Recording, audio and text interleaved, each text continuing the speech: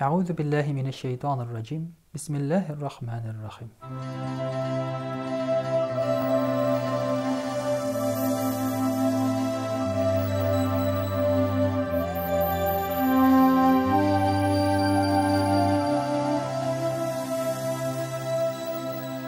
Allah Teala Adem balasını bik matur sıfatta yarattı. Allah Teala Kur'an-ı Kerim'de ayette Bismillahirrahmanirrahim. لَقَدْ خَلَقْنَا الْاِنْسَانَ فِي اَحْسَنِ تَقْوِيمٍ Biz kişini kamil matur sıfatında dünyaya getirdik, yasadık. Şundan da Adem balası bik matur. Onun kulakları, burunları, kolları, ayakları üst orununda. Elbette kişinin en matur çağı ol 18, 19, 20 yaşlar. Ondan sonra ne nerse etsek de kişi qartaya başlıyor.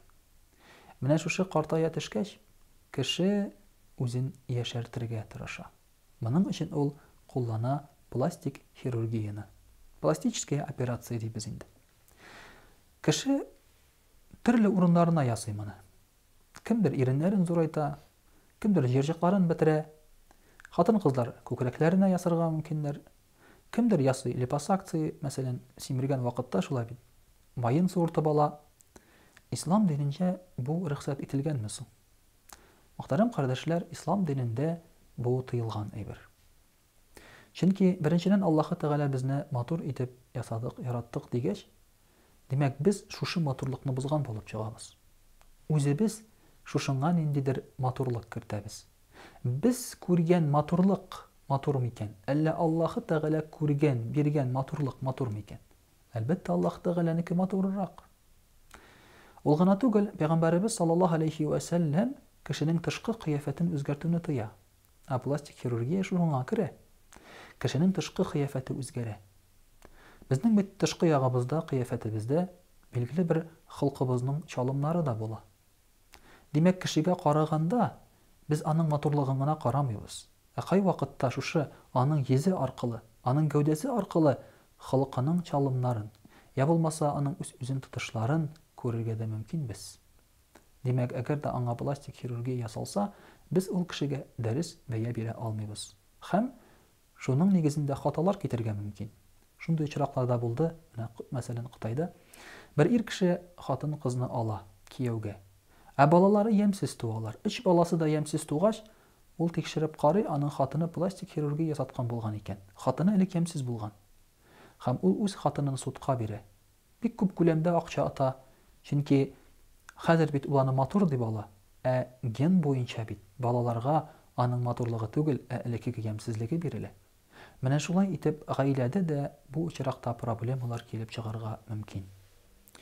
Ул гына түгел, мөхтәрәм кардәшләр, пластик хирургия бу Аллаһ Тәгаләнең биргәне белән риза булмауда. Мәсәлән, Аллаһ Тәгалә биргән матурлыкны үзгәртү ул әйткәнебезчә Аллаһ Тәгаләнең биргәненә риза булмау. Чыннан да бит, Аллаһ Тәгалә безгә тормышыбызда безнең яшебезне үзгәрү сәбәпле тышкы ягыбызны да үзгәртә. Һәм инде менә шул ук әлегә баягы җыерчыклар, чаларган чәчләр, аларга бит ниндидер хикмәт бирелгән. Шушының аркылы кешенең яшен, аның дәрәҗәсен, я булмаса аның тәҗрибәсен белергә була. Тышкы якны бихисап яшәртә, син бит үзеңнең картайганыңны сизмәскә мөмкинсең. Әмма ички ягыңда шул ук картлык кала бит. Син көзгегә карап үзеңне алдасаң да, барбер вакыты җиткәч дөньядан китеп барасың бит. Ул бит картлыкны да Аллаһ Тәгалә юкка гына бирмәгән. Нишләп, мәсәлән, кешенең тышкы ягы ямьсезләнә бара картайган саен? Ул үләргә җиңелрәк булсын өчен. Тормыш белән саубуллашырга җиңелрәк булсын өчен. Инде кара әле, тышымдагы минем бөтен матурлыкларым да бетте. Димәк, Аллаһ Тәгаләгә мин якынаям, китсәм дә була инде дип әйтер өчен түгел микән? Мөхтәрәм кардәшләр, хирургик менә шушы юл белән тышкы якны үзгәртү рөхсәт ителә бер очракта. Әгәр дә синең тумыштан ниндидер авыруларың булса. Мәсәлән, була кай вакытта заячья губа дибез. Аны төзәтәләр. Төзәтеп була хәзер, Аллаһка шөкер, кешенең сөйләшүен үзгәртә. Ул борын белән авыз бергә ташкан була ул очракта. Я булмаса, кешенең колагы булмаска мөмкин бөтенләй. Алла сакласын. Һәм башка шуның кебек дефектлар булса, пластик хирургияне кулланырга мөмкин. Әмма инде камил, туган кешегә карата бу хирургияне куллану динебез буенча гөнаһ булып санала. Ассаламу алейкум ва рахматуллахи ва баракатуһ.